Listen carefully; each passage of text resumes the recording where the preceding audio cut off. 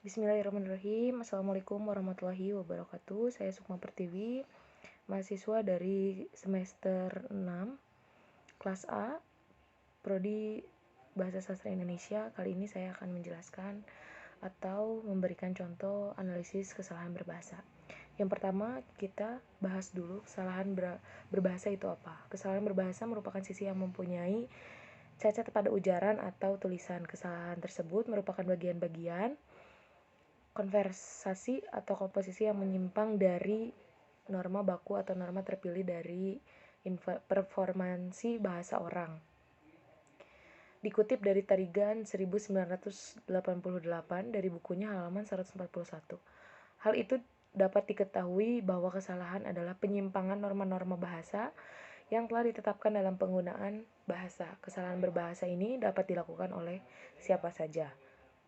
Kesalahan berbahasa erat kaitannya dengan pengajaran bahasa, baik pengajaran bahasa pertama maupun pengajaran kedua. Kesalahan berbahasa tersebut mengganggu pencapaian tujuan pengajaran bahasa.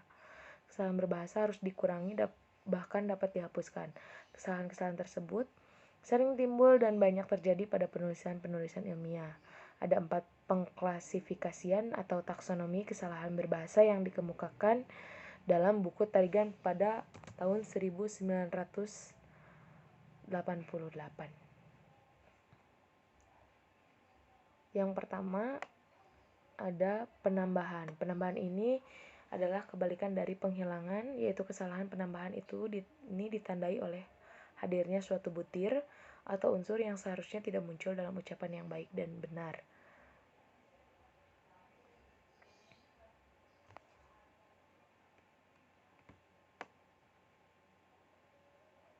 Kemudian mari kita bahas taksonomi komparatif. Klasifikasi kesalahan-kesalahan dalam taksonomi komparatif didasarkan pada perbandingan-perbandingan antara struktur kesalahan-kesalahan berbahasa dan tipe-tipe konstruksi tentu lainnya. Sebagai contoh, kalau kita menggunakan taksonomi komparatif untuk mengklasifikasikan kesalahan-kesalahan pelajar Indonesia yang belajar bahasa Inggris, maka kita dapat membandingkan struktur kesalahan pelajar yang memperoleh bahasa Inggris. Berdasarkan perbandingan tersebut, maka dalam taksonomi komparatif dapat dibedakan yang pertama kesalahan perkembangan dan yang kedua kesalahan antar bahasa.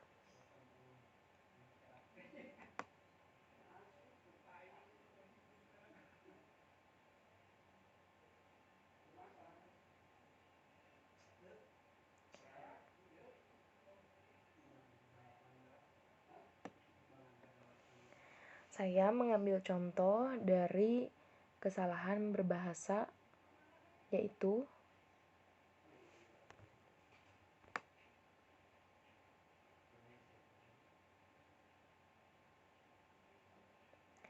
bahasa Indonesia banyak orang disenangi, dan yang seharusnya adalah bahasa Indonesia disenangi banyak orang.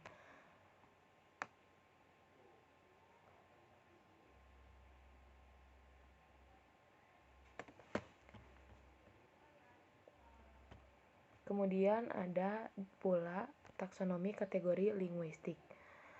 Taksonomi kategori linguistik yaitu mengklasifikasikan kesalahan-kesalahan berbahasa berdasarkan komponen linguistik atau unsur linguistik tertentu yang dipengaruhi oleh kesalahan. Komponen-komponen linguistik tersebut mencakup fonologi atau ucapan, sintaksis dan morfologi, tata bahasa atau gramatikal, semantik dan leksikon, kemudian wacana. Taksonomi kategori linguistik ini dijadikan sebagai dasar penelitian kesalahan berbahasa. Unsur-unsur kesalahan berbahasa yang termasuk dalam kategori linguistik adalah kesalahan fonologis, yang berarti mencakup ucapan bagi bahasa lisan dan ejaan bagi bahasa tulis. Kesalahan morfologis yang mencakup prefiks, infiks, sufiks, konfiks, simulfiks, dan perulangan kata.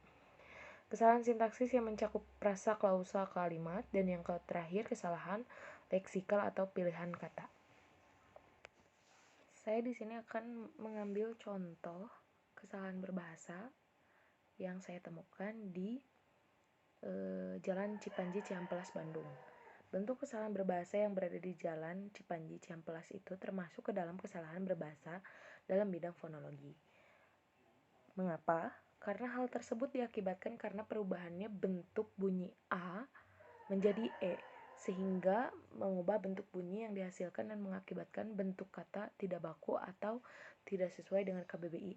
Penulisan kata yang benar adalah masjid, Masjid Babul Jannah, bukan Masjid Babul Jannah, sehingga itu mengakibatkan atau menimbulkan bunyi kesalahan berbahasa dalam bidang fonologi.